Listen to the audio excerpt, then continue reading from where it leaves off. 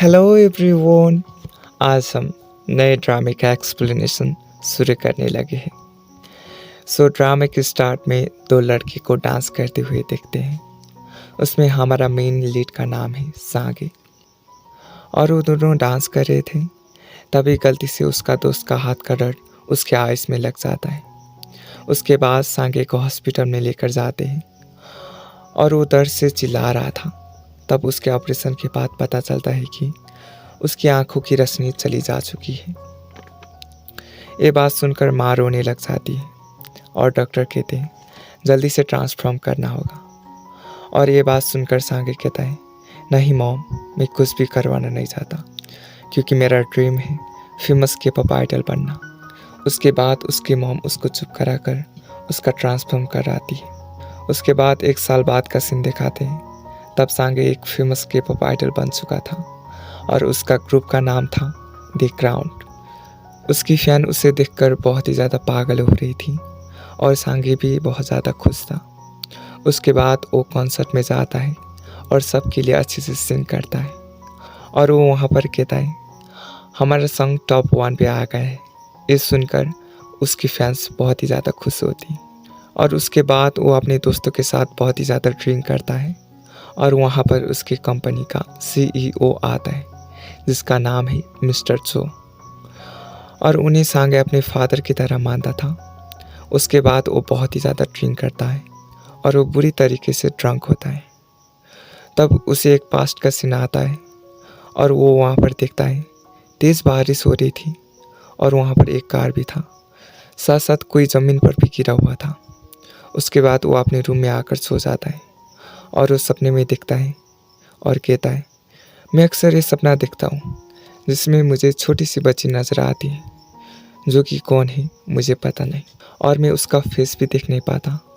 और साथ साथ ये भी कहता है मैं वहाँ पर एक म्यूज़िक भी सुनता हूँ और मैं उस म्यूज़िक को सुनने के बाद अच्छे से सोता हूँ। और मॉर्निंग में हमें सांगे का रूम दिखाते हैं। उसके पास बहुत ही सारे ऑफर थे और वो मॉर्निंग में बहुत ज़्यादा एक्टिव भी दिख रहा था, लेकिन सांगे हमेशा से ही बहुत ही ज़्यादा खुश रहता था और उसे लगता है कि उसका वेट बढ़ रहा है तो जल्दी से जल्दी एक्सरसाइज करता है और वो एक्सरसाइज करने के बाद उसे शांति मिलती है। उसके बाद हमें हमारा ड्रामे का मेन फीमेल लीड किम बॉम को दिखाते हैं। वो सांगे की कंपनी में आने के लिए रेडी हो रही थी क्योंकि कल रात जीना जो कि सांगे का CEO की बेटी है उसने उसका सॉन्ग खरीदने की बात करी थी। उसके बाद बॉम अपना फेवरेट लॉकेट पहन लेती है। उसके बाद सांगे के रूम में उसका मैनेजर आता है। तब वो उन्हें देखकर डर जाता है और कहता है आप किसी नौजवान के रूम में इसे बिना नॉक करे कैसे आ सकते हैं। और मैनेजर कहता है क्या तुम पागल हो, तुमने मेरा कॉल का क्यों आंसर नहीं दिया, तुम्हें पता है क्या क्या हो गया है। और वो कल रात का वीडियो दिखाते हैं कि उसने अपना CEO मिस्टर चो को पंच मार कर गिरा दिया था। और सांगे कहता है मैंने ये क्या कर दिया, मैंने इतने अच्छे इंसान को कैसे मार दिया, मुझे सच में कुछ भी पता नहीं। और मैनेजर कहता है और वो कहता है ये वीडियो सोशल मीडिया पर बहुत ही ज़्यादा वायरल हो गया और सांगे ज़ोर ज़ोर से चिल्लाने लगता है। उसके बाद हम किम बॉम को देखते हैं जो कि उसी के कंपनी के बाहर थी, लेकिन उसी टाइम पर सांगे भी आता है वहाँ पर। और उसके बाद वो पीपल बॉम्ब को गिराकर आगे चले जाते हैं और इसी दौरान उसका लॉकेट भी गिर जाता है और उसके अंदर से वो म्यूज़िक प्ले होने लगता है और ये म्यूज़िक सांगे भी सुनता है और वो शॉक्ड हो जाता है क्योंकि ये म्यूज़िक उसे सपने ही में आता था। और वो पीछे मुड़ के देखने की कोशिश करता है लेकिन वहाँ पर बहुत लोग होने के कारण वो देख नहीं पाता। उसके बाद वो वहाँ से उठकर जीना से मिलने चली जाती है और जीना उसको एक कॉन्ट्रैक्ट पेपर देती है और वो कहती है इस पर साइन करने के बाद तुम्हारे ये सारे सॉन्ग हमारे हो जाएंगे। इसका मतलब ये है कि तुम कभी भी इस सॉन्ग को अपना नहीं कह पाओगी।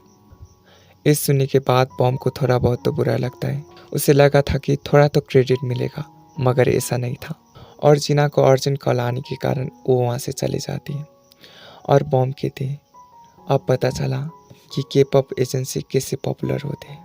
उसके बाद वहाँ पर सांगे वाले कंट्रोवर्सी पर मीटिंग चल रही थी और सांगे अपने असिस्टेंट को कह रहा था, मुझे पता नहीं मैंने ये क्या कर दिया, मुझे इस बात से इरिटेट हो रहा है और टेंशन भी, जबकि मैं तो अपनी मॉम की बात मिस्टर चो को ही रिस्पेक्ट करता हूँ। और उसके बाद जीना और सांगे बात करते हैं और जीना कहती है, तुम कुछ टाइम के लिए सस्पेंड हो गए हो। और वो कहती है, तुम अभी स्टूडेंट हो ना, इसलिए तुम यूनिवर्सिटी चले जाओ, तुम अपनी स्टडी पर फोकस करो, उसके बाद मैं इस सिचुएशन को हैंडल करने की कोशिश करूँगी। उसके बाद जिंग देखती है बॉम ने उसका कॉन्ट्रैक्ट पेपर पर साइन कर दिया है। और उसके बाद हमें बॉम का घर दिखाते हैं, जहाँ पर बॉम को अपने घर का लोन चुकाना था, क्योंकि उसके आंटी ने चुपके से उसका घर को गिरवी रख लिया था। इसी कारण उसने अब अपने घर का लोन चुकाना था, नहीं तो बैंक वाले उसके घर को लेकर चले जाएंगे। और उसकी आंटी कह रही थी, तुम इसी तरह से बहुत सारे सॉन्ग बना लो, घर का लोन चुका लेंगे। और ये बात सुनकर बॉम को बहुत ही ज़्यादा गुस्सा आता है और वो वहाँ से उठकर चली जाती। और सांगे मिस्टर चो से सोशल मीडिया पर माफ़ी मांगता है और वो कह रहा था, मैं आपका माफ़ी का इंतज़ार करूँगा। ये मिस्टर चो भी पढ़ रहे थे और हमें दिखाते हैं कि मिस्टर चो ने कैसे उसे गिटार बजाना सिखाया था और उनसे अच्छे से बात भी की थी।